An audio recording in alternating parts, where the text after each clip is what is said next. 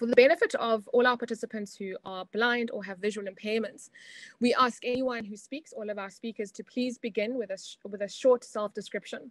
So I am Zukiswa. I am a brown African woman. I'm wearing a hat with dreadlocks sticking out at the bottom. I'm sitting in my office on a sunny, hot day. Our dialogue today is the first of two events focused on the elections. I think we're all well aware, and I think that's really why we're excited for the discussions, is that it's the year of the elections, essentially, with 49% of the world's population taking part in national elections. It really is an important milestone year for many. Many are, earmarked to be watershed events across our 64 countries where elections will be held. In some countries, as we've seen, democratic elections remain fair and free, while in others, elections are mired with violence, internet shutdowns, voter suppression, a lack of transparency, and quite often mis- or disinformation campaigns.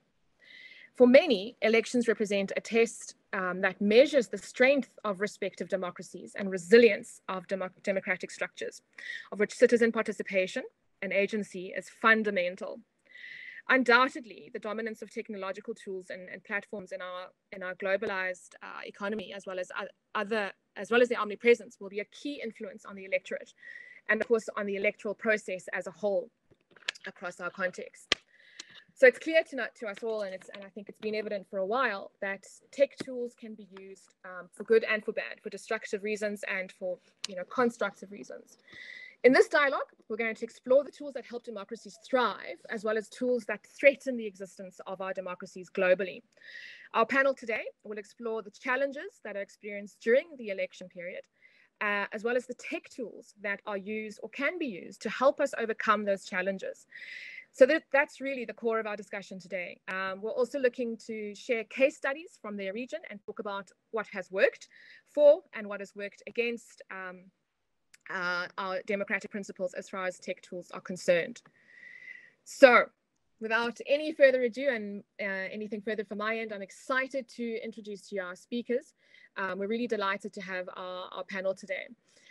We have Yvonne Iweka Ojiemo from the Co-Creation Hub in Nigeria. We will share each of our speakers' bios in the chat so that you can look at their longer intros. So I'll just really briefly introduce each of our speakers before I open the floor.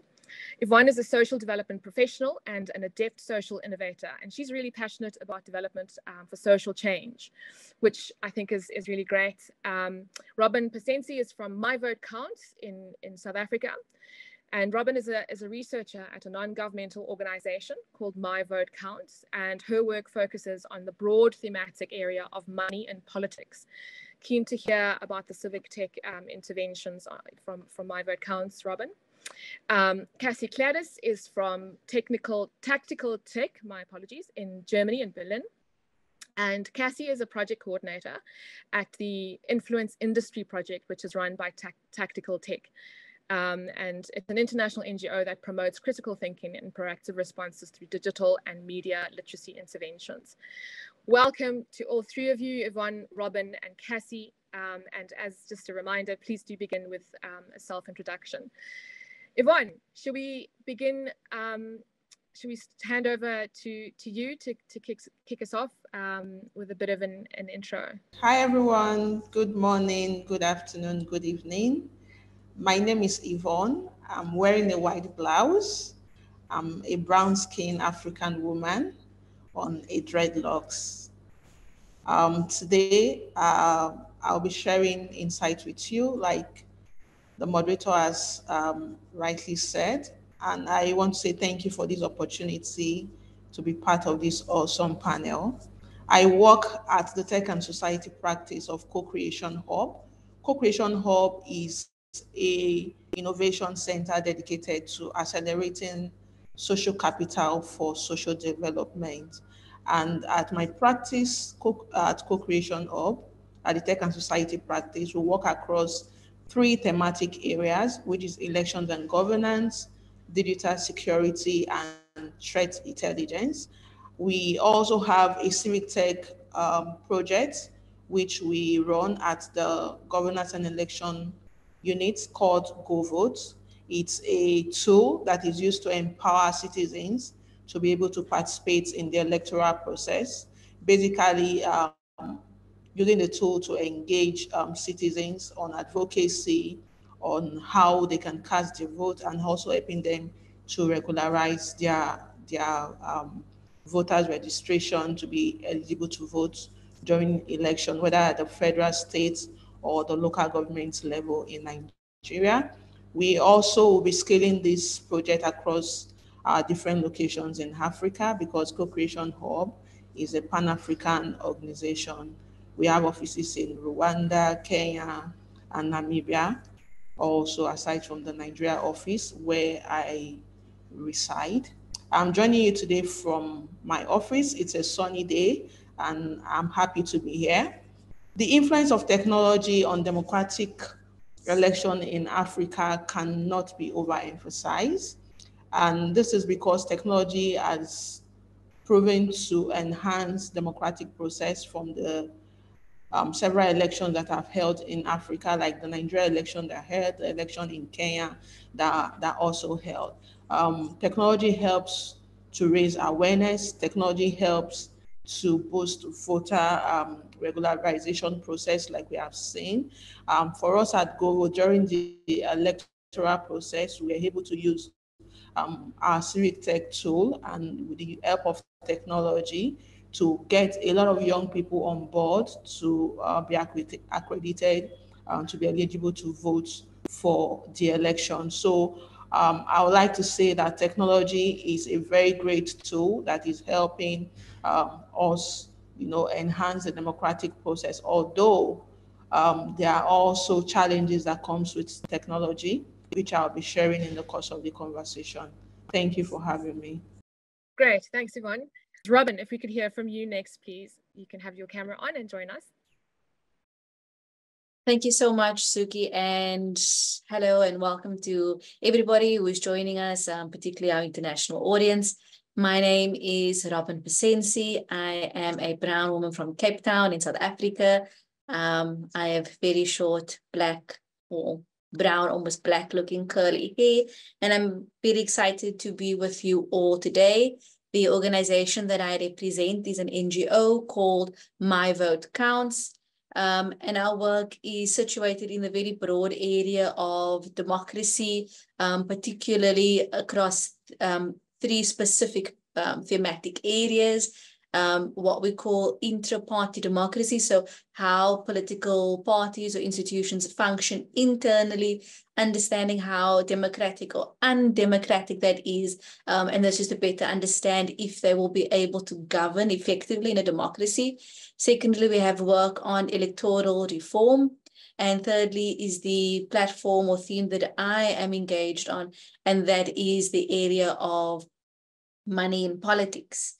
Now, Zuki and Yvonne, for that matter, have both already mentioned the significance of this conversation in a broad context of worldwide elections that are taking place. Particularly in Africa, we have a number of elections that are taking place this year, and of course in South Africa as well.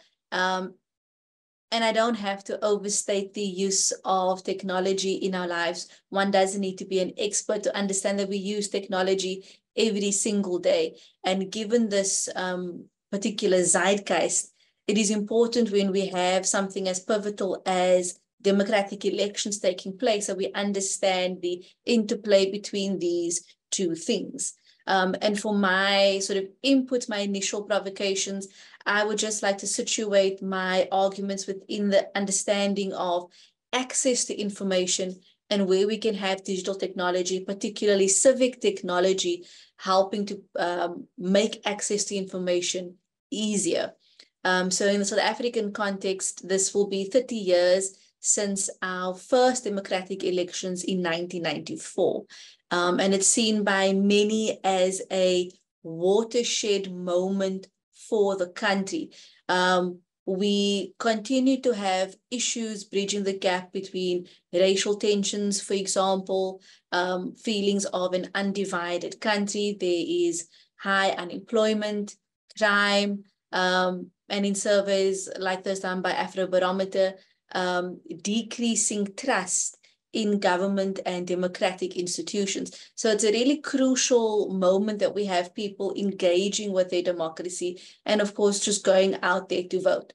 So for the organization My Vote Counts, we have always, since our inception, focused on access to information. It's actually a constitutional right in South Africa. It's enshrined in our constitution that you should have access to information that is necessary for the exercising of your right to vote and to make informed political decisions. So in order to go out and participate in your democracy to vote, it's actually very clearly linked with this principle of access to information. But when there's so much out there, how can you actually effectively make this happen? And this is where civic technology can really come into play. So for My Vote Counts, we are focused on providing civic tech in the space of money in politics. So some of you may already be aware, but just for those who are not, South Africa in the past 5 to 7 years, it's really been gripped by the issue of state capture, where the issue of private interests and money was allowed to capture members of our executive, democratic institutions, and just overall political decision-making that severely undermined the functioning of our democracy. So as a number one, as a kind of a stop against that happening and to provide that, we have a civic tech that's called Whose Vote Counts, kind of a play on this idea that your vote could be bought out by somebody who's quite literally spending more money on this. And our particular civic tech tool allows users to see who is privately funding our political parties. So if you go onto the Whose Vote Counts website, you can look at very nicely tracking for the past 2 years, who are the major donors to political parties, what industries do they represent. In South Africa, some of the major industries that seem to have a stake in our politics are represented by donors in the mining and the energy sector.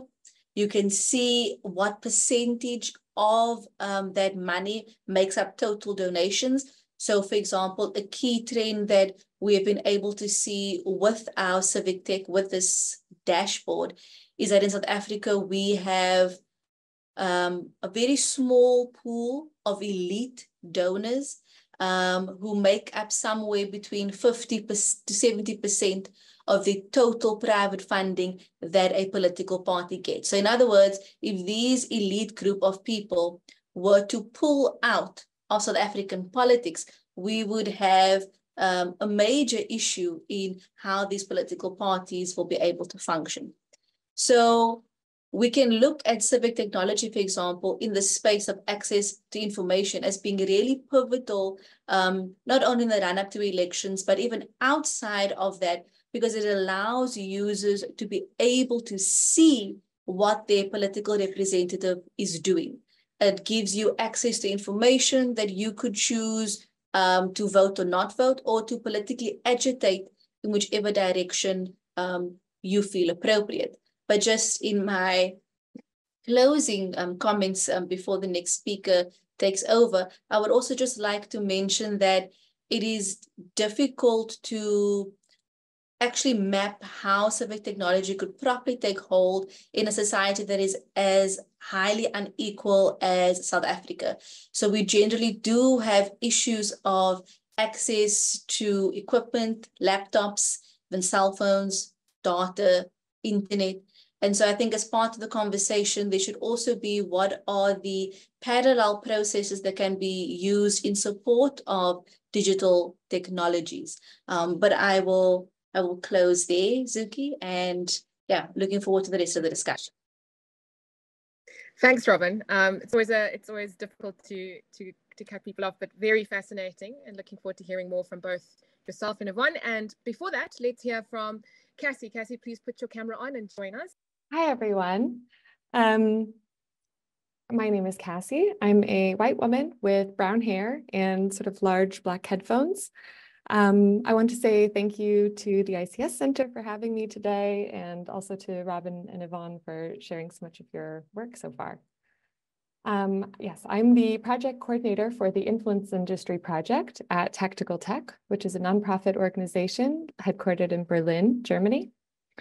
The Influence Industry Project is focused on examining and sharing knowledge about the influence industry, which is a global network of private companies that are involved in the collection and use of personal data in political communications during and leading up to political elections.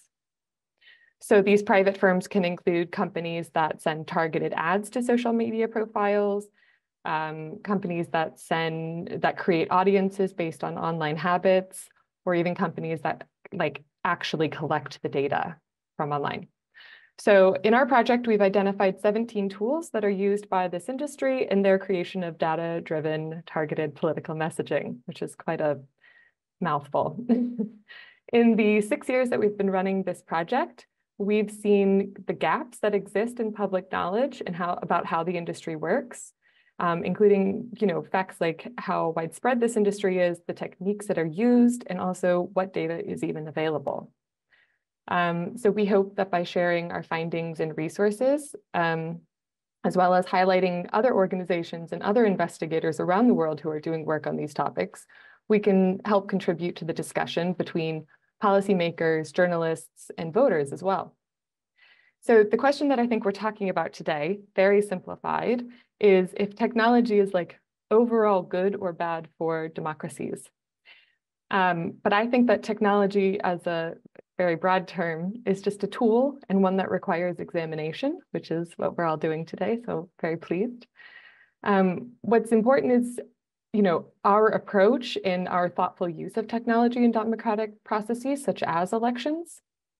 So in our work, technology can aid in keeping elections transparent. So one of our major initiatives is our interactive Explorer database. In this database, we track over 500 companies who are connected to this influence industry. And we support all of those all of our findings by primary and secondary sources. And similar actually to Robin's Whose Vote Counts project, by tracking these parties and these candidate spending on these digital influence companies and tools, we want to start showing, giving people something to point to and talk about and provide clear examples. And to conduct this work, we need digital technology, such as open source registration databases, electoral financial spending and donation databases, social media transparency initiatives like the Facebook ad library, and we use a number of online archive tools as well. On the other hand, the speed and pervasive nature of technology can also be applied to elections in ways that might create difficulties in tracking transparency. So one example is, or can be, the unofficial distribution networks that are used. In 2020, we worked with the Center for Democracy and Development, based in Nigeria, to do a country study about the influence industry in that context. One of the findings was about the use of informal support networks.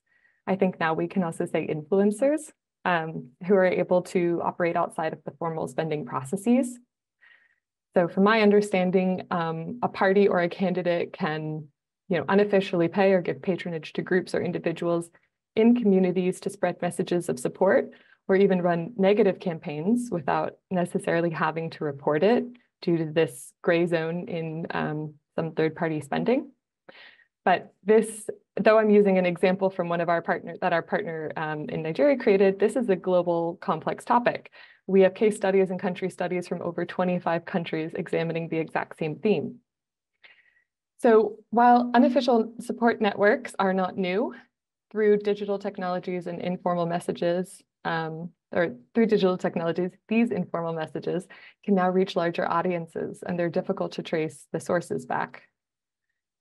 So these are tools that can be communication tools that can be applied in a variety of ways. And all the tools that we use during elections need to be up for informed and public debates at every level of society.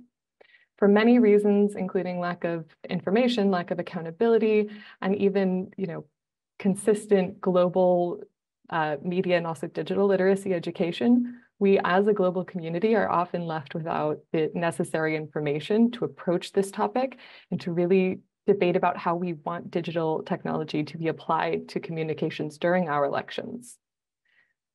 So that's a little bit about our work and our hope and like the goal of our work. And I'm curious and excited for the rest of the discussion. Thank you. Excellent, great. Thank you, Cassie, and yeah, thanks to all three of our panelists. So also seeing some interesting conversation in the chat. Our next part now, we're going to ask all three of our panelists to come back onto the panel and have their videos on and essentially have a conversation between themselves and ask questions. I imagine that across each of your work areas, there are things that are being illuminated by your colleagues on the panel. So yeah, please feel free to just kick us off on that conversation, after which we will have an opportunity for questions from the floor to be shared with our panelists. So yeah, Robin, Cassie, Yvonne, please go for it. Who would like to ask a question first? Actually, I would. Cassie, something really interesting because it's actually a conversation that came up amongst my work colleagues today, and this is the space of influencers, particularly on TikTok, as a new site of political spending. And in our context, in our current legislation, we do not accommodate that kind of political spending at all. And I'm just interested from you is, in the spirit of sort of like influencer networks, do you think the concern is more that it's going to be a site of mis and disinformation, particularly in the run-up to elections? So you're going to see kind of like a targeted attempt at creating these pools of like influencers, let's say on a space like TikTok, to push a certain narrative? Or do you think the concern is more that you will get spending to these spaces that are unaccounted for and coming from places that we don't really know? Thanks, Robin. That's a great question. I think I have personal concerns, and then there's also the concerns of the project. And I think, being able to track the spending and to track who is being engaged officially on as an official capacity from a political party, I think that's hugely important. And not to play one platform off of another or anything, but Meta products have done a lot with, having to track what is an official messaging from a candidate, and other platforms, using TikTok as an example, there is no official political messaging allowed on that platform. And so in a sense, they're trying to say, look, we don't want it to be political, but in reality, that probably doesn't happen. And it just makes it more difficult to be able to track who is paid or not paid.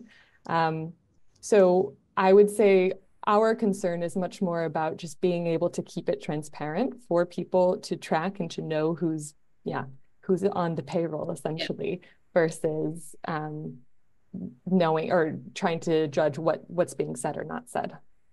Okay, so like a similar way to how you have to declare kind of if it's an ad on Instagram, we just wanted to have a sea of transparent interactions, as it were, and then you can decide whether you want to go with this or not. I think so, from my view.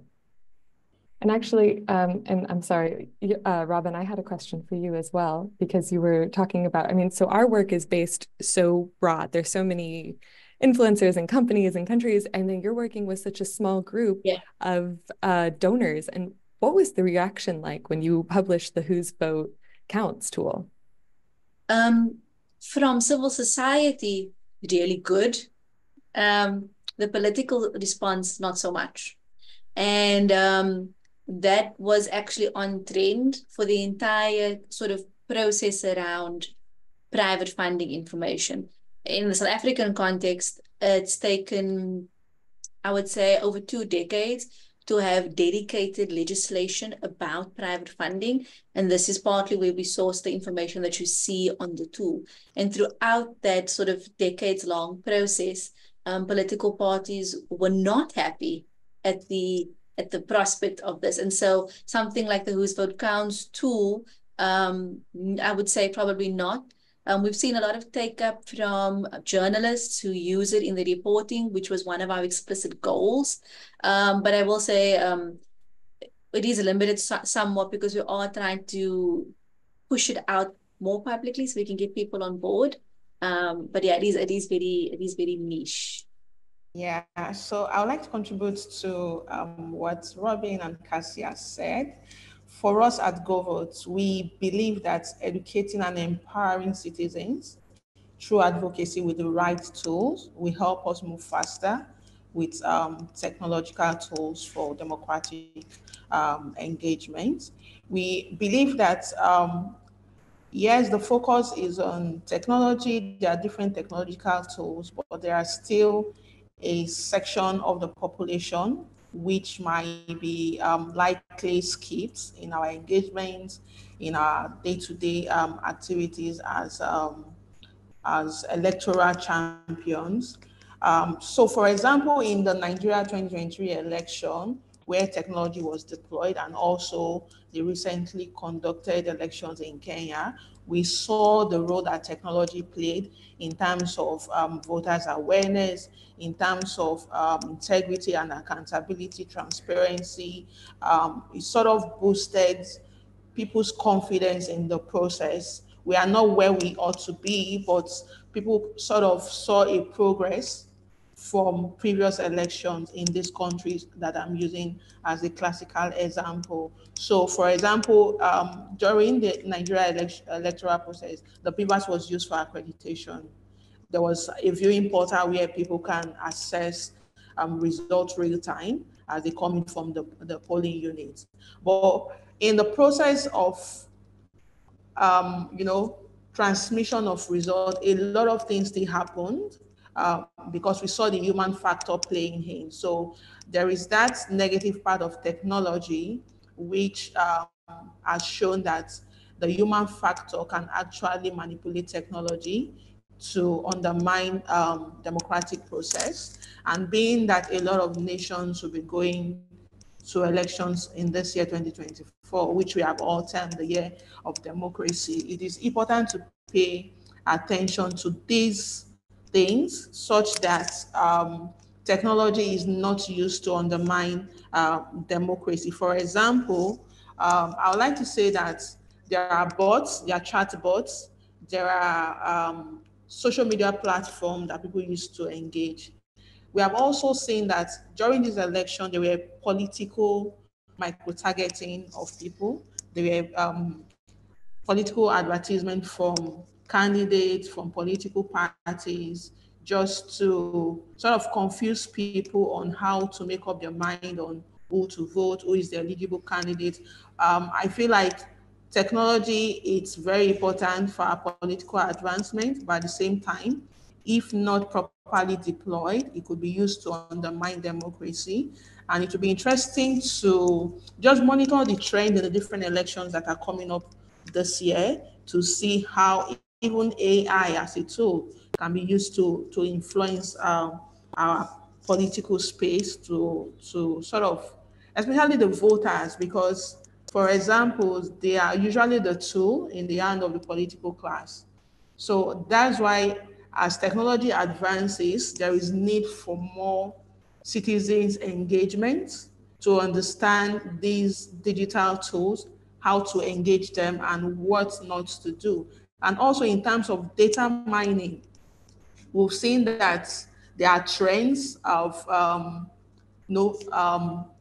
what should I use now? There are trends that suggest that there could be a lot of AI manipulation going on during this election. For example, people use meeting assistants during meetings unauthorized. If, for example, the electoral bodies are not they're not diligent with what their preparation processes are, there might be information links that could compromise elections. So I'm just curious to know from Robin and Cassie, for underserved communities who might not have access to these information that we are discussing here, because most times it seems that it's at the urban centers and at the cities that most of these conversations are happening. It's not trickling down to underserved communities. It's not trickling down to people who are not so literate. How can we ensure that the technological tools we are pushing for to enhance our democratic process is the people in the grassroots are carried along?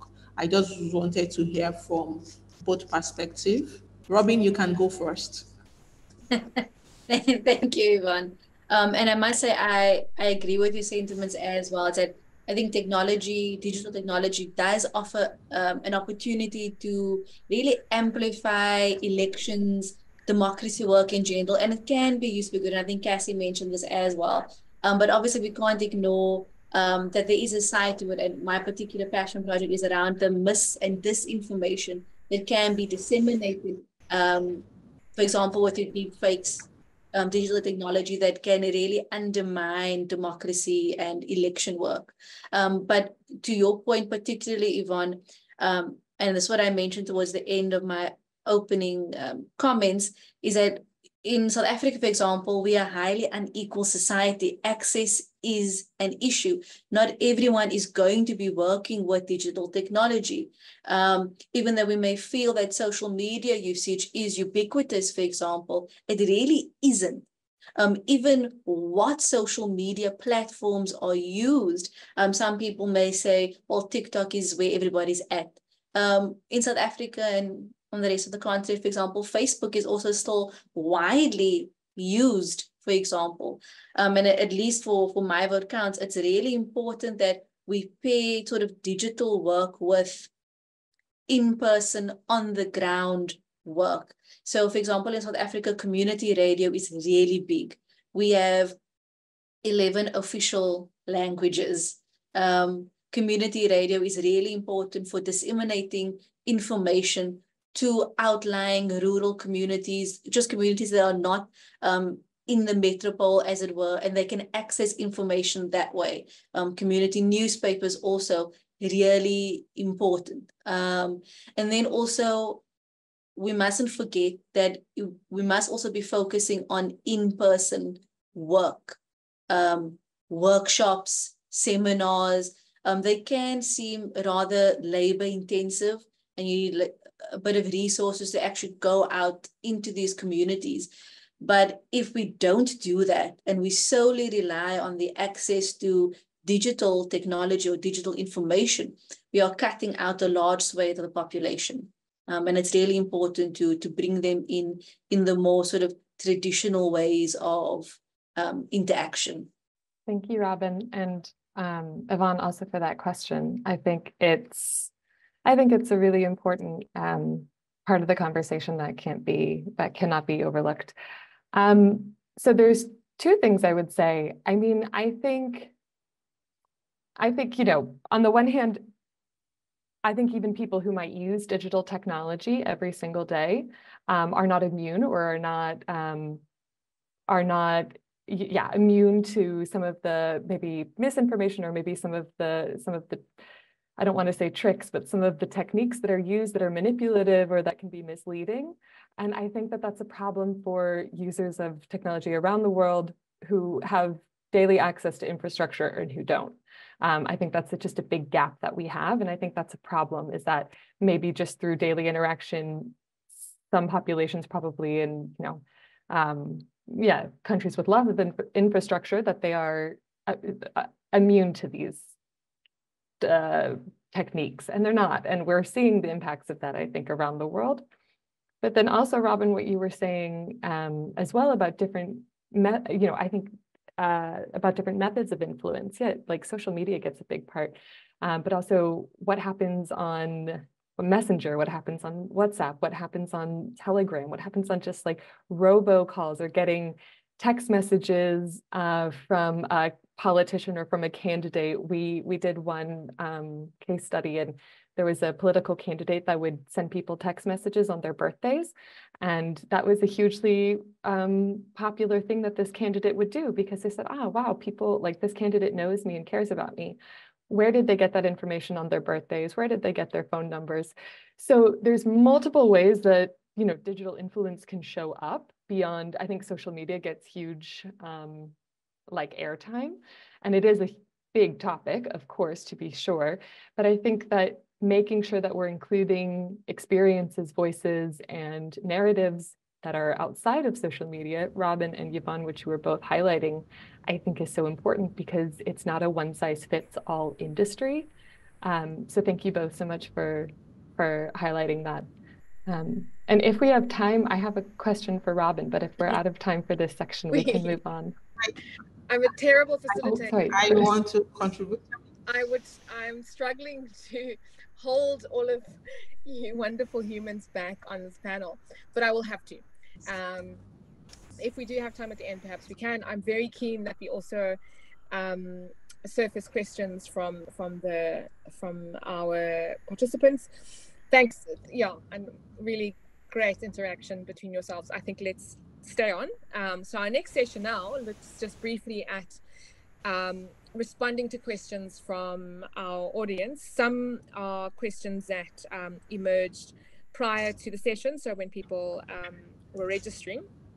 What I will do, because I can tell given our time, we are not going to get through all the questions, but what I do want to do, much younger humans than me use the term shout out, but the questions, I just want to mention who we received questions from, and I just want to show appreciation for everyone who did share some reflections. I don't think we will get to all of them, but we'll get as far as we can.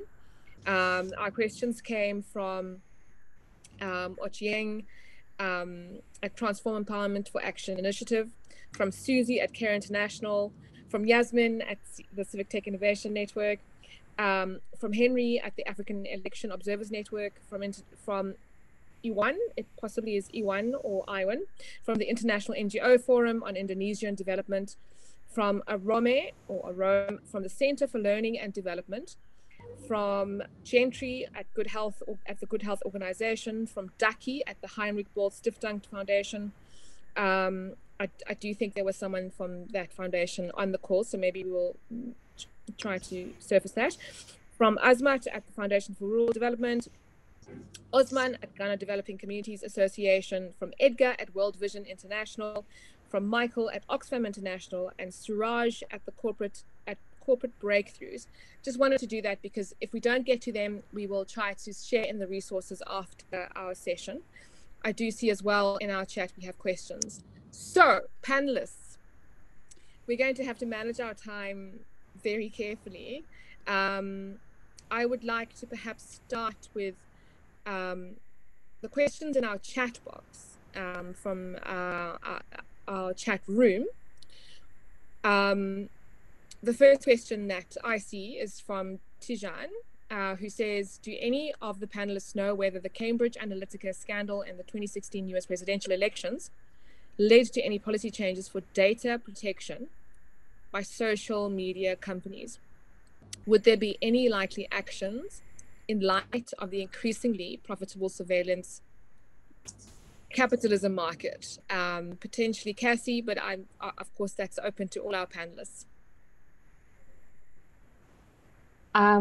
If I can start, please, yes, go Yvonne or Robin, if you know anything else, please add.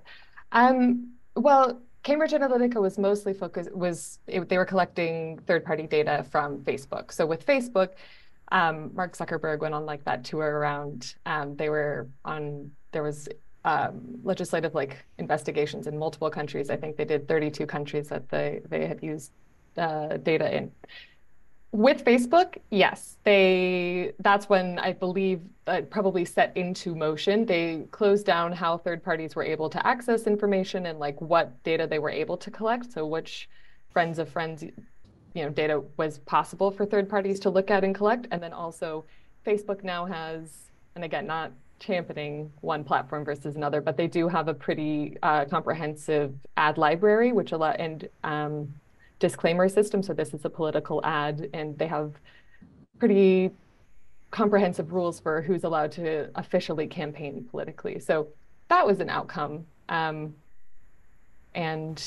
legislatively, I think it depends on the country around the world. But with the meta products. That's what I can say. I will just say something that's more anecdotal about this. I think Cassie covered the gist of the question. So yes, obviously Facebook changed them to like what is a political ad or political messaging. But in our case, as an NGO, since the implementation of those rules, we've actually found it more difficult to put our content up without it actually being taken down. We've struggled for years. I mean, on a separate platform to be verified. And some of this does seem as though it's a bit of a muzzle on civil society organizations trying to put out information. So just as an anecdotal, particularly on Facebook's implementation of those rules, we have found it really difficult to share our work when so much of our work is just about bringing political information to people.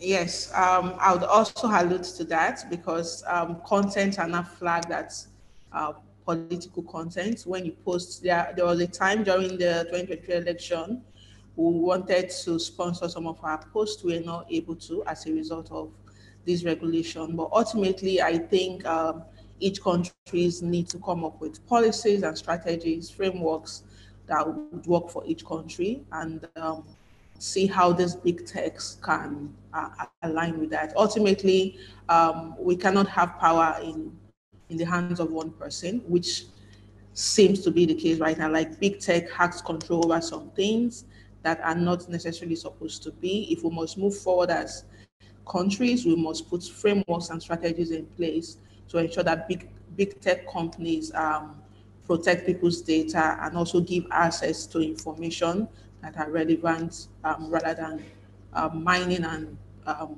using their platforms for political targeting. Yeah, thank you for that, everyone. So I just want to acknowledge as well a resource shared by Maxwell Masego in the chat, contribution to a book chapter on digital transformation in Africa. So just want to bring that to everyone's attention. If you want to, I think this is the kind of platform I absolutely appreciate, where we can share resources and share resources from our partners and our panelists, as well as from those in the audience. So thanks for that, Maxwell. The next question, and what I'm keen to perhaps do now is just to look at our questions that were submitted prior to this and maybe not in the chat. I'll try to do my best to keep an eye on the time, but I'll also ask my panelists on the response to this to be like as short and sharp as they possibly can be, please. This one from Ochieng is, what are the common positive and negative effect of artificial intelligence on democratic elections? I think you've covered some of this, so perhaps if one of our speakers can cover this or jump on this, and then we can maybe target the next question. What are the common positive and negative effects of artificial intelligence on democratic elections? I will be dictatorial and ask one person to answer this, and then we'll move on to the next question. Yvonne was first hand up. Go for it. Okay. Okay. So artificial intelligence has its positives and its negative. For example, it can provide us, generate insights for us to help us make informed decision. Basically, it's a data-driven platform that can help us make decisions in terms of elections, in terms of policy documents, in terms of public accountability. So I would like to say that artificial intelligence, it's a big tool that in the continent or globally, because I'm in Africa, sorry, that's why I'm talking of the continent. If we can harness it properly, it can help us to advance our democracy and also our economic growth. However, the rise of artificial intelligence we have seen would likely lead to rising misinformation and disinformation, voter suppression, political micro-targeting, and also unauthorized use of some platforms. For example, you are in a meeting and you do not know somebody is recording a sensitive conversation that is going on that can actually lead to compromise of electoral processes. And so those are some of the backdrop that we can look out for in terms of the drawbacks of artificial intelligence. However, I would like to say that to mitigate it, policies and frameworks have to also be put in place at the different level of the international body, whether at the AU in Africa, the EU in Europe, and globally, each countries must come up with frameworks that protect their citizens in terms of their human rights, in terms of how things are being done with AI, and also there's also a need for us to localize the use of AI to speak to local and to speak to issues in different continents. So when those tools are being produced, or um, when the learning process is going on, they are doing the machine learning on different AI. I think languages need to be considered when they are putting things in place for that. But generally, there are biases and inequalities that comes with AI that also countries need to address. So I would like to stop there because of time. Thank you. Great. Thanks for that, Yvonne. Yeah, and I think really great response to that. So we have time for only one more question. This is from Edgar from World Vision International, who asks, what role does citizen-generated data play in influencing voter participation? What role does citizen-generated data play in influencing voter participation? I'm keen to hear from any of our panel on that. And if we don't have a panelist that's keen to answer it, we can pick up another question. Another question? Yes, another question. This one speaks to, so from Suraj at Corporate Breakthroughs, he says, or they say, how can we tackle the matter of disenfranchised people, most importantly, persons with intellectual or developmental and psychosocial disabilities? How can we tackle the matter of disenfranchised people, most importantly, persons with intellectual or developmental and psychosocial disabilities? I suppose that's in the context of the electorate and the voter context. Oh, okay. Do you mind if I take the question? Yeah, go for it, Yvonne. Yeah. Okay. So it's very important that it's International Women's Day tomorrow, and this is Women's History Month. And most times we talk about equality, we talk about inclusion. Yeah. I think if each country put measures in place to make electoral process inclusive, nobody will be left behind. For example, in Nigeria, we have a Disability Act. So irrespective of the disability you have, the Electoral Act guarantees that you have the right to participate in the electoral process. That also helps the electoral body to prepare better, to put assistive tools in place that can help people with disabilities to participate actively in the process. For example, during voters registration, there were special queues for people with disabilities. They were attended to faster than the other demographic. Also, during election, we have hearing aids, brailles, that we had some centers for people with disability. So I think this question speaks to issues of inclusivity. Inclusivity is a very big issue that we all have to deal with across our political divides to carry everyone along, irrespective of whether you have a disability or not. You are first a human. You have a human right to participate fully in the electoral process, except the person chooses not to.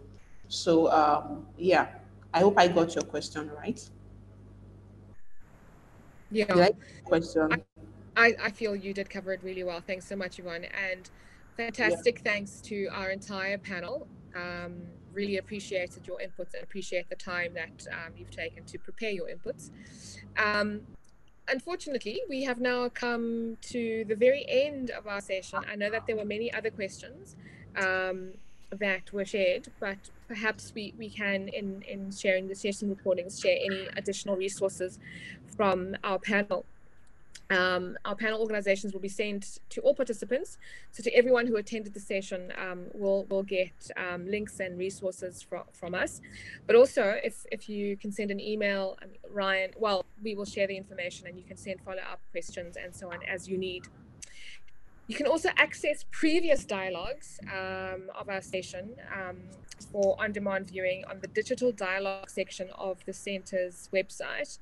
And I think we have enough time to just share, Ryan, if you can, share the center's website in the chat so everyone does have access to previous dialogues and soon, very soon, this current dialogue. But wrapping up, thank you so much to our wonderful speakers. Always love a strong panel as today was. Thank you to our participants who joined and our engagement. I also wanted just to send a shout out to everyone who was sending positive feedback in the chat. It's always really great to join that kind of meeting. And finally, really your questions before this session, for those who weren't able to join in person, but were able to share questions, we're looking forward to sharing the answers after the fact. I think that's it from us and from our panel. Great panel. Thank you so much, everyone.